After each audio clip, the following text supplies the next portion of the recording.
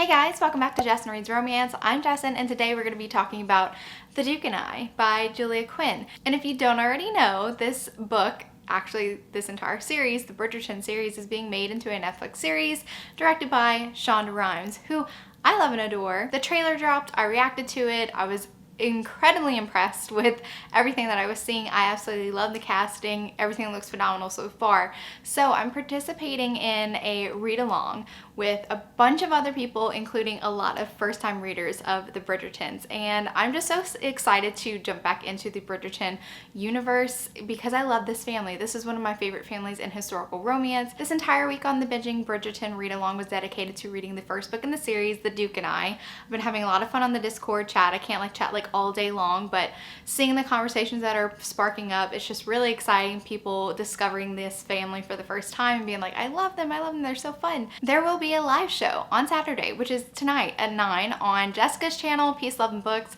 and I'm so excited to join in on the conversation there. Since I'm not new to the Bridgerton series, I think I might have a different perspective on it, at least different from people who are just entering into the family. The first time I ever read The Duke and I and the series as a whole was back in early January of 2013, which makes this almost 8 years since I've discovered the Bridgertons.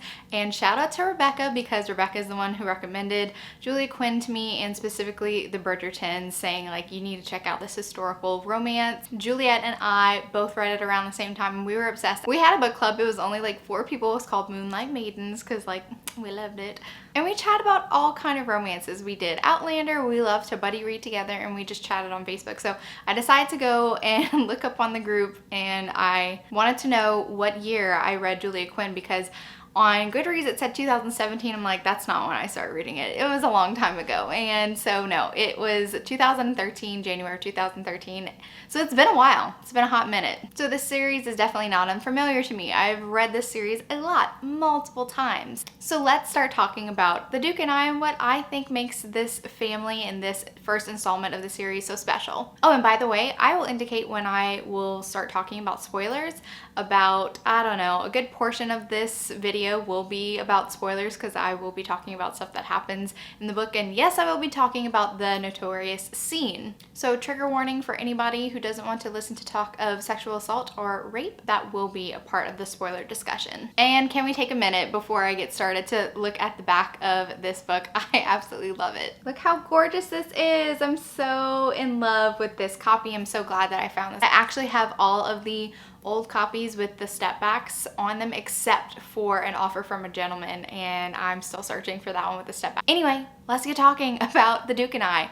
Simon and Daphne. If you haven't seen my reaction video, I was like drooling over Simon. The book actually starts off with a bit of Simon's history. His father, the Duke of Hastings, really wanted an heir, so much so that when his wife continued to have miscarriages, she thought it was her duty to put having an heir above her health, because the doctors recommended that she not try to get pregnant again because there's a chance that she could die. The Duchess decided that she was going to take that risk anyway, and she did get pregnant with Simon, and the Duke was like fanatical about like stay and hired a doctor for like the duration of her pregnancy, and she finally did deliver Simon. The Duke was like extremely ecstatic about it. People kind of forgot about caring for the mother, and yeah, she passed away in childbirth. Very sad. So Simon, all the hopes and dreams of the Duke of Hastings are resting on this one little boy. When he was young, can't really do anything with like a young baby, you know, can't teach him anything, can't take him out hunting or riding.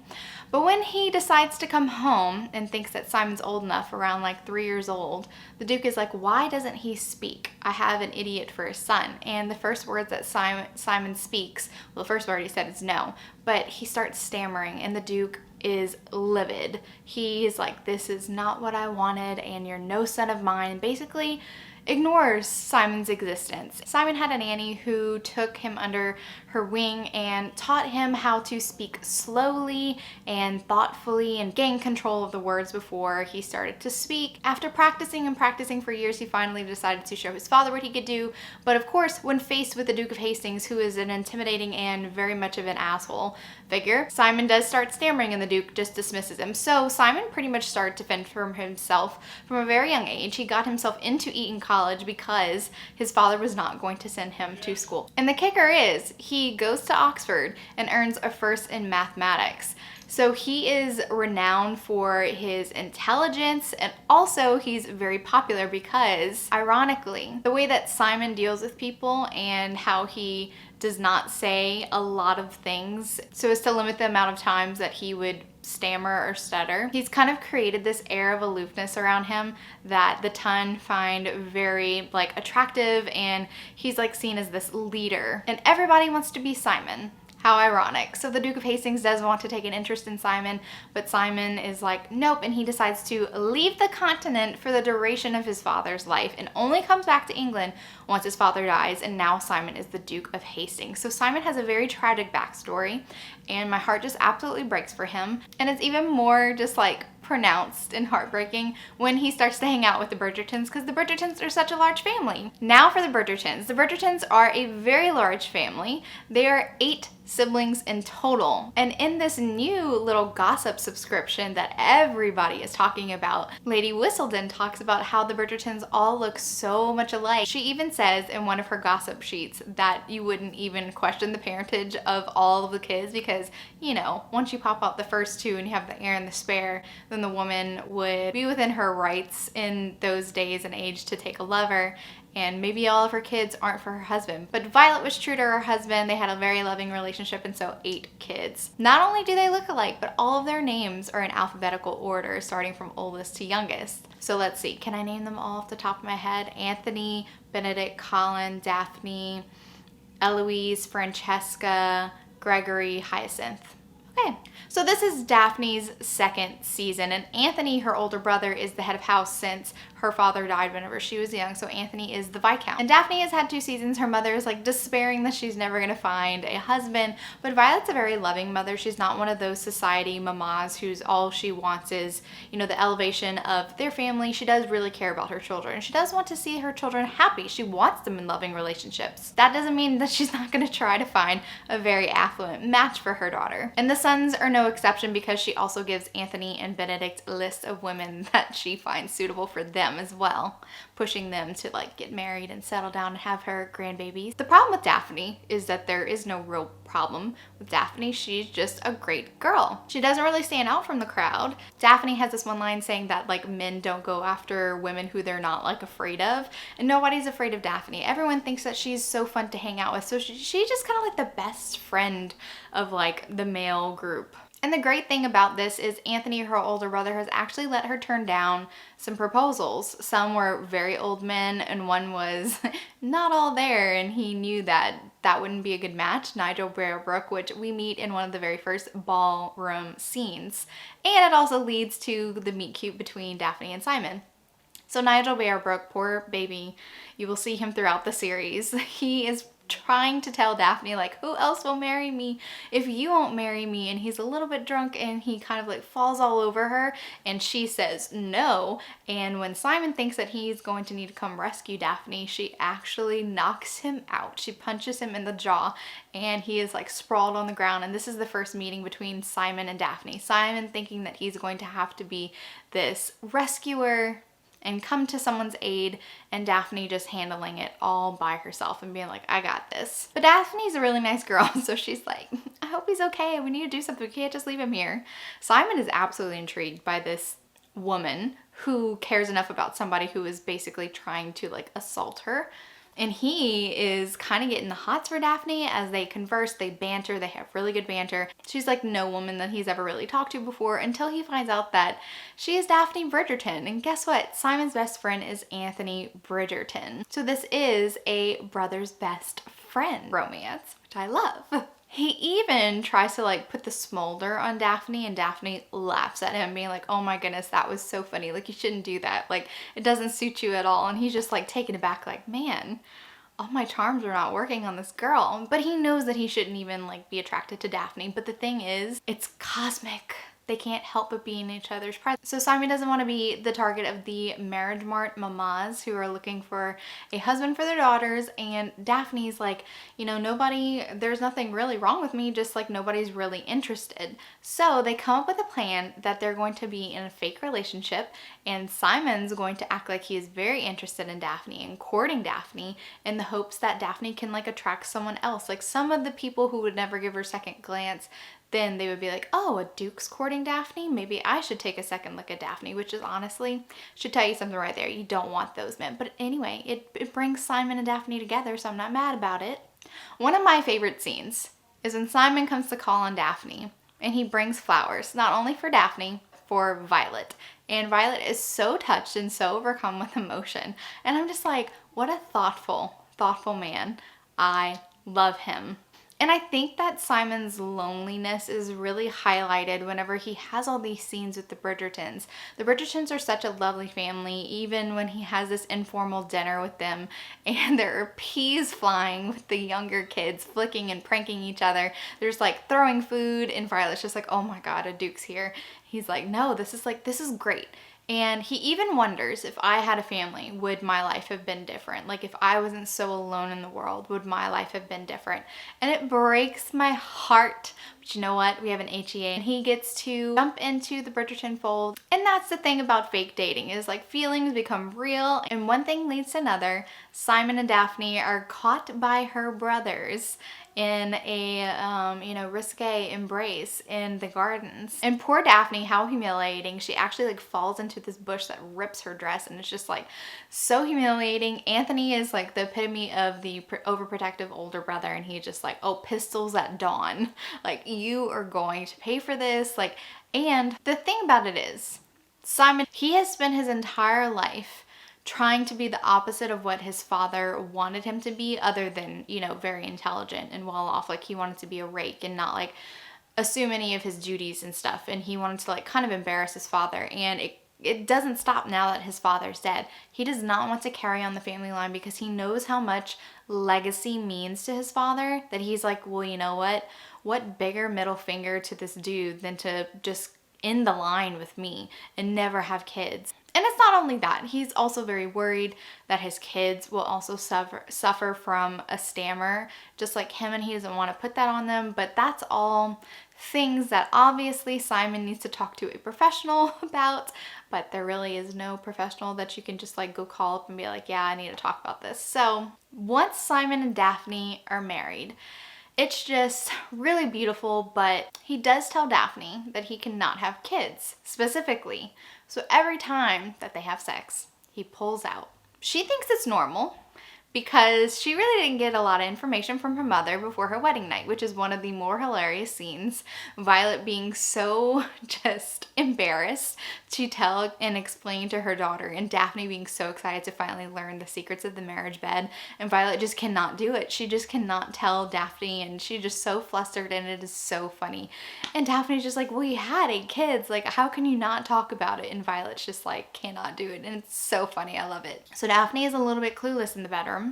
It's not her fault because poor Violet wasn't able to educate her on anything that happens. And now we're coming to the notorious scene. So if you don't want to listen to the scene, then trigger warning. We're going to talk about forced sexual relations. Daphne does finally figure out that it's not that Simon can't have kids, because if he can't have kids, he wouldn't need to pull out, right? And she figures it out and she's like, oh no, he's lying to me.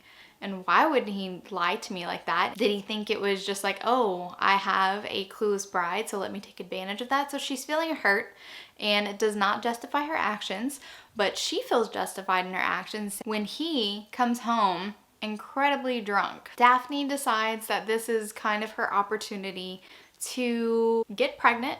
And then after she's pregnant, she can convince him that all his fears and worries are all in his head and that he needs to move on from them and not live to spite his father, because that's not a way to live. How she goes about it, she does it in a very wrong way. So she's on top and she does not allow him to pull out. And even though he says no, and he says he does not want to, like, Daphne, please don't. I know what you're doing and don't do it. But he's so drunk that he can't do anything about it. 100% it was against his will. Now I do want to talk about the scene a little bit though. When I first read this scene, I thought, no, Daphne, why would you do this? Like, no, this is not the way to go about it. Like, absolutely not. I know you're mad at Simon. I'm mad at Simon for keeping this a secret. Like, he should talk about why he feels this need to not have children, what were his fears and why, and they should talk through it, but that didn't happen. So the first time that I read it, I honestly knew that she was doing wrong, Did I consider it rape?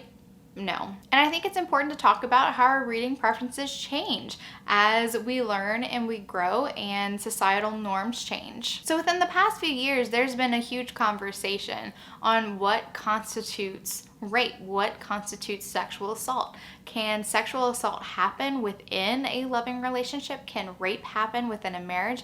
And yes, it all is possible, because no means no, and you don't have to say no at the beginning. It could be right in the middle of the act, and if you say no, people should stop, your partner should stop and listen to you, because if they continue, it doesn't matter if you said yes the first time. Now you're saying no, and you should stop. This book was written like in 2000 or 2002? 2000. And our view has changed on what's acceptable and what's not. And I think that things like this, reading it now, especially for first-time readers, this sticks out way more than it would for someone who read during when I read it in 2013 and whenever people read it in 2000.